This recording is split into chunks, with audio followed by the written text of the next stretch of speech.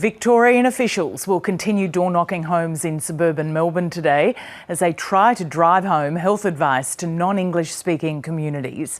There were long queues outside testing centres yesterday, with some Victorians living in Melbourne's 6 coronavirus hotspots waiting for up to 4 hours to get tested. It comes as news has emerged the federal government was warned it missed a big opportunity to prevent outbreaks by failing to engage with migrant and refugee communities before the spike of cases in Victoria. Lots of angles to look at this morning surrounding this developing story, including possible border controls, tighter border controls from Victoria's neighbours. Let's bring in now the New South Wales Premier, Gladys Berejiklian. Gladys Berejiklian, good morning to you.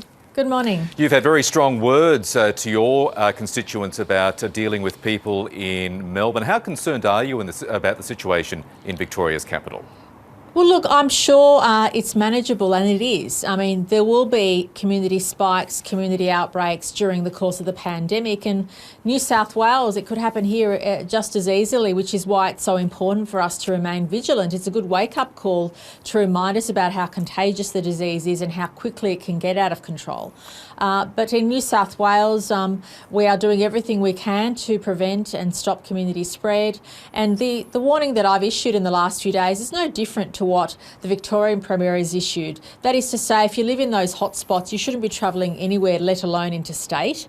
And I've certainly said to New South Wales businesses and to community organisations, don't have anything to do with those hotspots. That's just common sense pandemic management.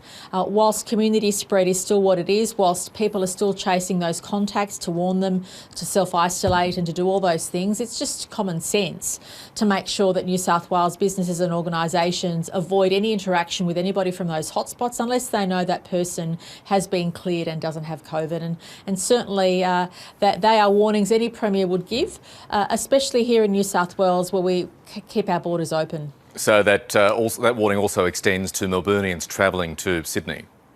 Absolutely, and we've suggested for Sydney-siders to rethink any travel to Melbourne whatsoever.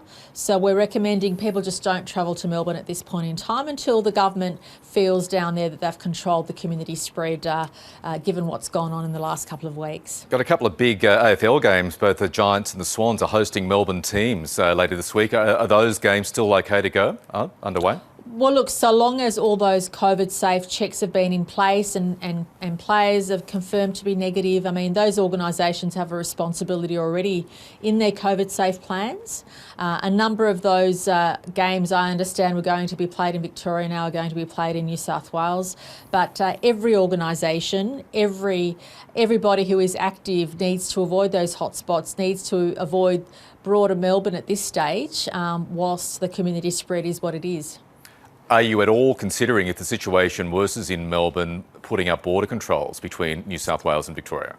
Well, look, we don't want it to come to that. I have confidence that what is going on in Melbourne can be contained, can be controlled.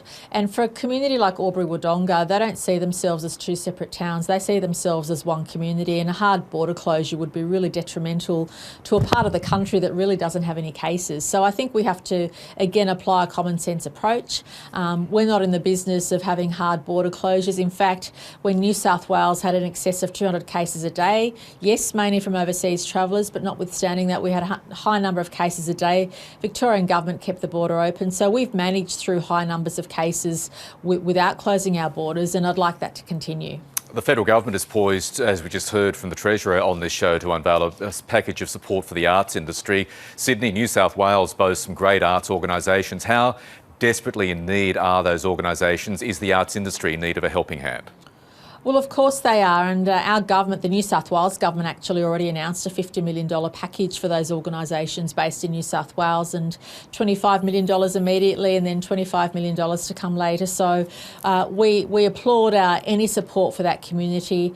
Even with the relaxation of restrictions from 1 July, a lot of those concerts and activities still can't proceed because it's just not viable to have 1/4 of your audience turn up, and we appreciate the struggles those organisations are going through. We thank them for their patience, but New South Wales is doing everything we can to support that industry. In fact, we announced, hopefully, given everything will be COVID safe, continue to be COVID safe, we've announced a boost for the music industry come November with 1,000 gigs, as we call it, around the state, where live musical performance will take place. So we're doing everything we can to support that sector, who've been hardest hit really, because other sectors like hospitality have been able to resume some level of activity, but for a lot of arts organisations it's just not viable having a quarter of your audience turn up to see a play or to hear a musical performance, and so we know those organisations are doing it tough.